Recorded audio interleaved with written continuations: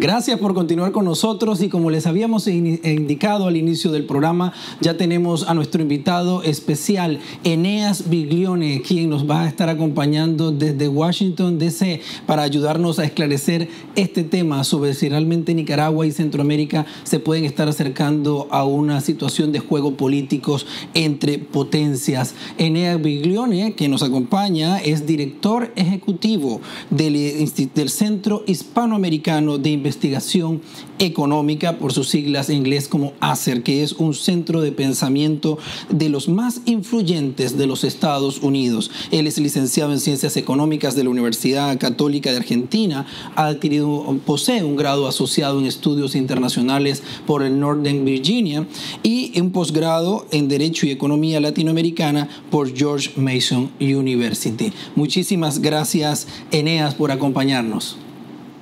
Muy buenas tardes, Edgardo. Un gusto enorme realmente estar en tu programa.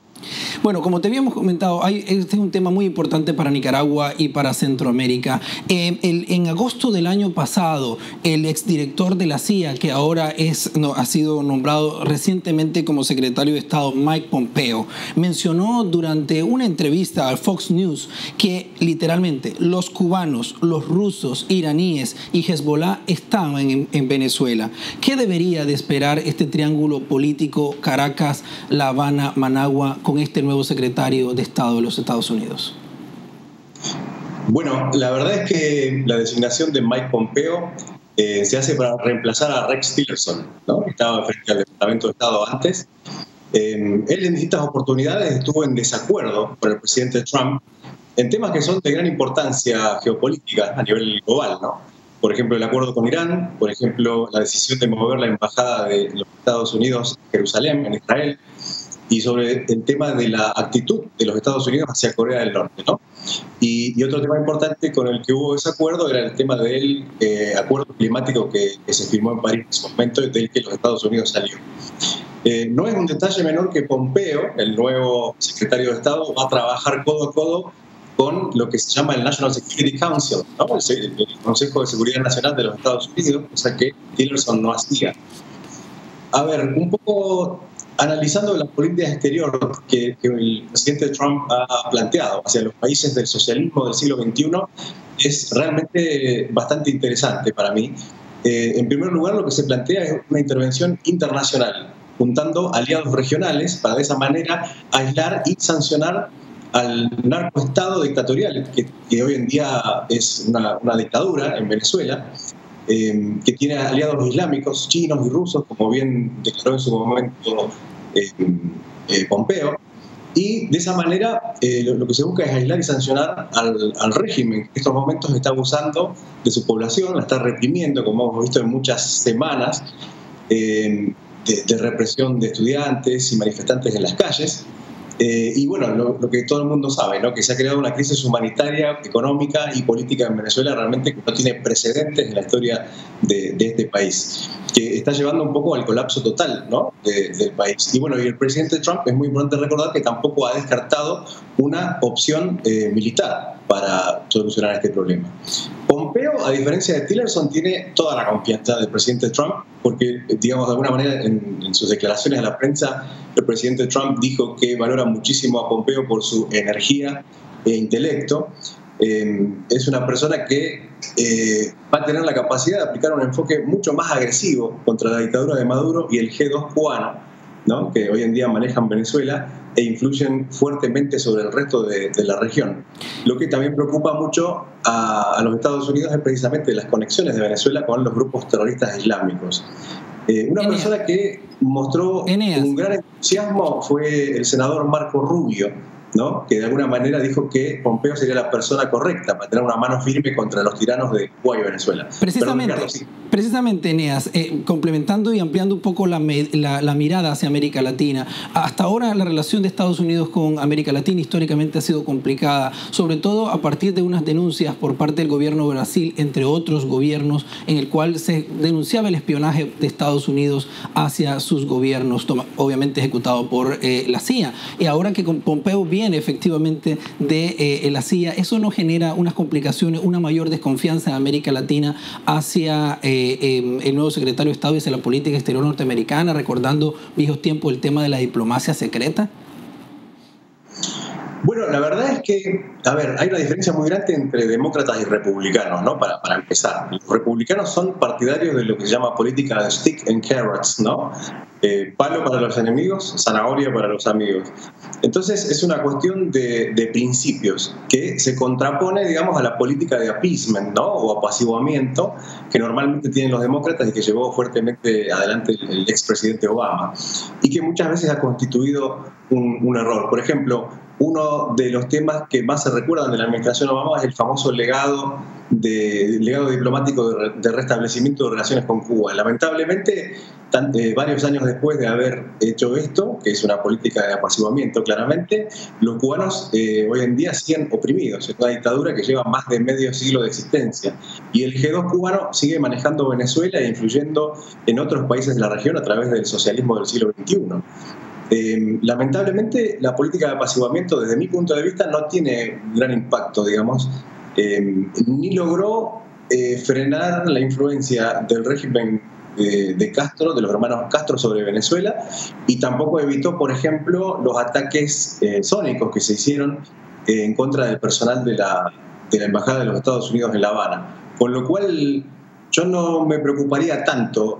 Creo que Mike Pompeo tiene una capacidad de administrar el Departamento de Estado superior a la de Tillerson, que en su momento le faltó, digamos, hacer nombramientos en puestos clave y que realmente dejó a muchos analistas internacionales, digamos, como desilusionados realmente, ¿no? Eneas, también según una revista especializada Foreign Policy, Nikki Haley, que es el embajador de Estados Unidos en las Naciones Unidas, ha propuesto una amplia revisión de los programas de ayuda exterior de parte de Estados Unidos hacia muchos países, incluyendo de América Latina, en el marco de la política y la administración Donald Trump, que es poner Estados Unidos primero, con lo que podría condicionar la cooperación tomando en cuenta los votos en las Naciones Unidas a favor o en contra de las posturas de Estados Unidos. Esto pondría en una posición complicada a los países de América Latina. ¿Nos tendríamos que alinear de alguna manera con una potencia o con otra? Bueno, desde mi punto de vista, la posición de Haley es totalmente razonable. El presidente Trump considera que es bueno el recorte de gasto público, que realmente no es necesario. Lo dijo muchas veces en su campaña y lo ha aplicado. Y de alguna manera él considera que es una gran contradicción enviar fondos a países que tienen una política exterior que es o abiertamente antiamericana o contrapuesta completamente a los intereses de los Estados Unidos. Y desde ese punto de vista lo que se busca es coherencia.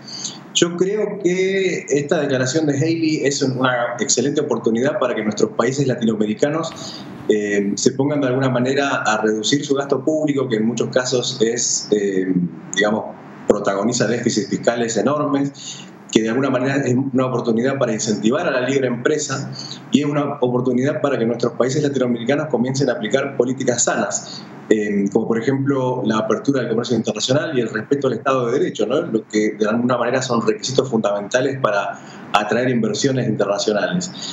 Durante la Guerra Fría, los Estados Unidos aprendieron que un sólido Estado de Derecho y la seguridad no son posibles en aquellos países aliados sin una agenda de desarrollo económico a través de políticas públicas sanas. Entonces, esto es muy importante, lo que Haley está pidiendo a los países que quieren pasar a ser, o que quieren continuar, o quieren pasar a ser aliados de los Estados Unidos. Caso, perdón, sí, cortito, un caso en Colombia, por ejemplo.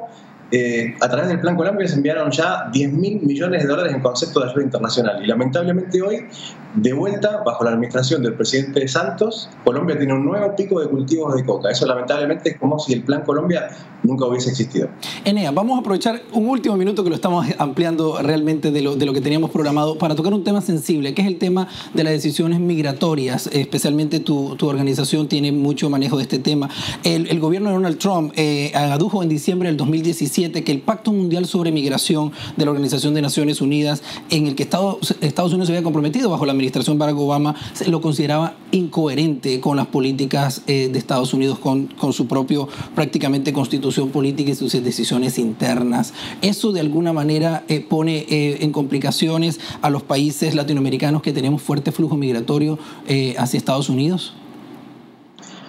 Bueno, es súper importante entender que la economía de los Estados Unidos necesita de muchos inmigrantes de América Latina y es importante entender que la administración Trump tiene clarísimo que quiere tener inmigrantes latinoamericanos, pero legales. De alguna manera el debate, y es por esto que no han llegado a un acuerdo legislativo en el Congreso de los Estados Unidos, los demócratas lo que proponen es una amnistía total y muchos analistas ven a esto como un intento de comprar el voto latino, ¿no? Que cada día es un grupo minoritario cada vez mayor. Ya han superado hace varios años a los grupos afroamericanos, los latinoamericanos, y de alguna manera los conservadores, los republicanos, ven que estas amnistías que proponen los demócratas serían como un incentivo para que los inmigrantes latinoamericanos sigan llegando ilegalmente, ya que los legalizan cada cierta cantidad de años. Cuando uno hace un chequeo con la realidad, también tiene que no dejar de lado la importancia del hecho que Barack Obama fue quien batió récords de deportaciones de latinos, lamentablemente, ¿no? Esto sí. es un hecho documentado. Eneas. Sí. Eneas, brevemente, tenemos que ya tener que irnos a un corte comercial, pero ¿qué dirías básicamente en 3 palabras? ¿Cómo describirías si hay o no hay cambio de política? Y si hay cambio de política exterior de Estados Unidos, ¿cómo la caracterizarías en 3 palabras? Hay cambio de política. De alguna manera quieren coordinar mejor lo que es ayuda internacional, lo que es cambio en materia de fortalecimiento institucional y mejoría en la reforma económica. Y de alguna manera yo creo que esto es positivo para todos. Nuestros países no pueden seguir apostando a que otros países les solucionen los problemas. Gracias. Yo creo que es una gran oportunidad para América Latina y Pompeo es el hombre correcto. Gracias, muchas gracias Eneas Biglione desde Washington, D.C. por acompañarnos y esperamos en otras ocasiones tenerte.